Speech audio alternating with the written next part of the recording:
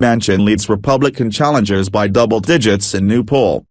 West Virginia Sen, Joe Manchin holds a double-digit lead over his top Republican opponents, with the Democrat boasting high favorables even as his state tilts right. Republicans see Manchin as a top target in the 2018 midterm elections, pointing to President Trump's 42-point margin of victory in the state last year as proof that the seat is ready to flip. But a new poll released Friday by West Virginia Metro News Network finds Manchin comfortably ahead of hypothetical matchups with his two most likely primary challengers, Rep. Evan Jenkins and Attorney General Patrick Morrisey. Jenkins trails Manchin by 10 points in the polling, while Morrisey sits 14 points behind the Democratic senator. In each hypothetical matchup, 11% of likely voters sat undecided. It's the second dose of good news for Manchin out of the Metro News poll. Thursday's release scored his favorability rating at 51%, a number higher than both President Trump and Gov. Jim Justice,